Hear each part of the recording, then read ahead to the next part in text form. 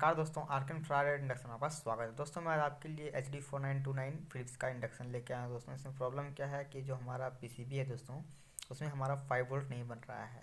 तो सबसे पहले मैं इसमें लाइन देके दोस्तों मैं इसमें डिस्प्ले लगा के आपको दिखा देना चाहता हूँ कि हमारा 5 वोल्ट नहीं बन रहा है।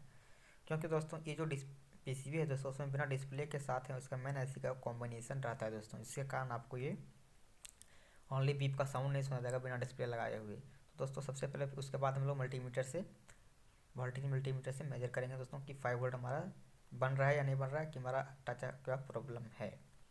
तो दोस्तों इसके लिए सबसे पहले हम लोग मल्टीमीटर से डीसी वोल्ट पर करके चेक करते हैं। तो हमारा देख पा रहे हैं दोस्तों कि हमारा 0 पॉइंट सब कुछ बन रहा है, 4 5 6 7 100 बन रहा है।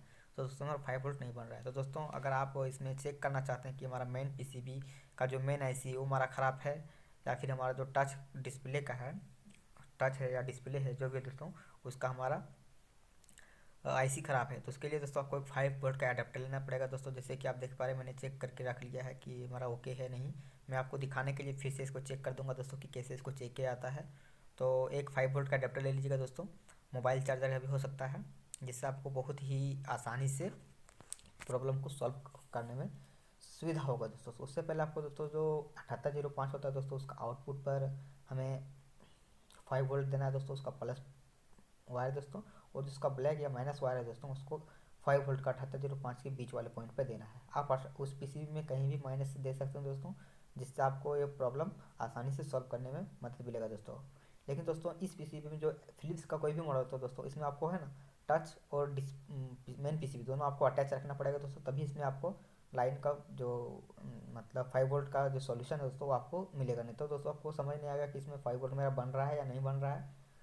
तो दोस्तों क्योंकि इसमें बीप साउंड नहीं आता है, और बीप साउंड इसमें आता है दोस्तों जब डिस्प्ले और मेन पीसी दोनों जोड़ देते हैं। जैसे कि आप देख पा रहे हैं मैंने जोड़ दिया दोस्तों, और हमारा इसमें लाइन आ गया दोस्तों। इसका मतलब हमारा मेन आईसी पीसीबी का और डिस्प्ले का दोनों ओके दोस्तों, मेरा सारा बटन भी वर्क कर रहा है। लेकिन आप देख पा रहे हैं इसमें E5 मेरा आ रहा है दोस्तों। तो E5 मेरा आने का रीज़न है दोस्तों इसमें क्या, कि जो लो वोल्टेज इसमें मेरा फुल वोल्टेज नहीं मिल पाता दोस्तों मेन आईसी को, जिसके कारण हमारा लो वोल्टेज का शिकार ये देखने को मिलता है। तो दोस्तों इसलिए सबसे पहले हम लोग को करना क्या है कि इसका जो 18 वोल्ट है दोस्तों वो हम लोग को चेक करना है। उससे पहले दोस्तों स्टेप बाय स्टेप मैं आपको इसमें चेक करके दिखाऊंगा दोस्तों मल्टीमीटर से कि हमारा वोल्टेज कैसे कैसे कैसे AC, उसके बाद फिर DC, फिर हमारा वाइपर 12, और फिर हमारा 18 वोल्ट, फिर हमारा 5 वोल्ट, और फिर हमारा कैसे रेडी होता है दोस्तों। जैसे कि आप देख पा रहे हैं इसमें सबसे पहले हम लोग AC करके लाइन देने के बाद फिर हम लोग इसमें चेक करेंगे 219 के समथिंग हमारा मिलेगा दोस्तों। फिर हम लोग इसको DC डायरेक्ट चेक करेंगे दोस्तों। तो DC चेक करने के लिए सबसे पहले मल्टीमीटर को DC पर सेट कर लेंगे, और फिर हम लोग ये मेरा थोड़ा एडवांस मल्टीमीटर दोस्तों, जिसके कारण आप लोग को 200-300 पर सेट करने की जरूरत नहीं पड़ रहा है मुझे, लेकिन आपको करना पड़ेगा जैसे जैसे वोल्टेज रहेगा उस जैसे। इसमें देखिए दोस्तों 200 DC 300 वोल्ट मेरा कैपेसिटर पर बिल्कुल ओके आ रहा है दोस्तों। फिर हमारा आगे भी जो उसका चॉपर होता है उस पर भी मेरा ओके आ रहा है दोस्तों। इसका मतलब दोस्तों हमारा 18 वोल्ट के जगह पर देखिए दोस्तों हमारा 14-16 वोल्ट के समथिंग हमें देखने को मिल रहा है। इसका मतलब दोस्तों हमारा जो मेन जो पावर ऐसे दोस्तों उससे हमारा 18 वोल्ट आउटपुट नहीं हो रहा है दोस्तों, जबकि हमारा वहाँ 18 वोल्ट 19 वोल्ट के समथिंग हमारा शो होना चाहिए दोस्तों। कम नहीं होना चाहिए दोस्तों, ज़्यादा हमारा शो होना चाहिए, और इसके कारण दोस्तों हमारा 5 वोल्ट नहीं बन रहा है। तो दोस्तों सबसे पहले आप लोग मैं आपको 5 वोल्ट पर चीज़ चेक करके दिखा देता हूँ। ये देखिए दोस्तों, इससे पहले आप चेक कर लीजिए, यहाँ कंफर्म कर लीजिए कि हमारा 14 वोल्ट ही आ रहा है, 18 वोल्ट नहीं आ रहा है। ओके दोस्तों, तो आप देख पा रहे हैं 18 वोल्ट मेरा नहीं बन रहा है, 4 वोल्ट मेरा कम हो रहा है दोस्तों, जिसके कारण हमारा 7805 पे हमारा फुल वोल्टेज नहीं बन रहा है। तो उसको आप इसको कैसे रिपेयर करेंगे, जैसे कि आप देख लीजिए, मैं आपको दिखा देता हूँ 7805 पर भी मेरा बिल्कुल प्रॉब्लम है। तो दोस्तों सबसे पहले आपको करना क्या है कि 7805 का जो है दोस्तों वहाँ पर जितना भी अगर जनरल डायोड लगा हुआ है दोस्तों, तो उसको आपको रिप्लेस कर देना है, और फिर उसको आपको 7805 खोल के वहाँ आपको वोल्टीमीटर से वोल्टेज मेजर करना पड़ेगा दोस्तों, जैसे अब मैं कर रहा हूँ। तो उसमें भी देख पा रहे हैं दोस्तों 14 वोल्ट में हमारा वहाँ समथिंग हमारा 18 19 12 15 18 के समथिंग हमारा इनपुट होना चाहिए, जो कि इनपुट हमारा नहीं हो रहा है दोस्तों। तो इसी स्थिति में सबसे पहले आपको डायोड मल्टीमीटर से मेजर कर लेना है कि कहीं हमारा कोई डायोड वगैरह तो ख़राब तो नहीं है। तो आपको डायोड मोड पर सेट करके आपको सारा डायोड मल्टीमीटर से मेजर कर लेना है, जो कि इसमें दोस्तों मेरा कोई भी ख़राब नहीं है। तो सबसे पहले इसमें हमको करना क्या होगा कि जो हमारा वाईफाई 12 है दोस्तों, उसको हमको रिप्लेस करके ही देखना पड़ेगा। उसके साथ दोस्तों आपको एक 18 वोल्ट का जनरेटर देखने को मिलेगा दोस्तों। यहाँ पे मेरा 18 वोल्ट का जनरेटर दोस्तों, उसको भी आपको मल्टीमीटर से अच्छे से चेक कर लेना है। अगर वो अच्छा से आपका वैल्यू शो नहीं करेगा दोस्तों, अगर आपका अच्छा मल्टीमीटर रहेगा दोस्तों, बैटरी उसमें अपना चार्ज है, तो आपका 700 के समथिंग आपको रीडिंग देखने को मिलेगा, वो भी मल्टी डायोड मोड पर सेट करने के बाद। तो दोस्तों जैसे कि इसमें मुझे नहीं मिल रहा है दोस्तों, तो मैं इसको रिप्लेस करके एक बार देख लूँगा दोस्तों, क्योंकि कभी कभी होता है दोस्तों कि हमारे मिलने के बाद भी हमारा वोल्टेज उसमें इशू रहता है दोस्तों। तो आपको करना क्या है कि आपको उसको रिप्लेस करके ही देखना पड़ेगा। ओके दोस्तों, तो फटाफट जैसे कि मैंने वाइपर बार आईसी को रिप्लेस कर दिया दोस्तों, और मैं इसमें 18 वोल्ट का जनरेटर में लगा के दिखाऊंगा दोस्तों। तो दोस्तों देखिए इसमें अब मेरा जो लगा दिया दोस्तों, उसमें देखिए दोस्तों आपको इनपुट पॉइंट पर आपको लगभग 21 वोल्ट के समथिंग आपको देखने को वोल्टेज मिलेगा। 14 वोल्टेज तो मेरा मिल रहा है दोस्तों।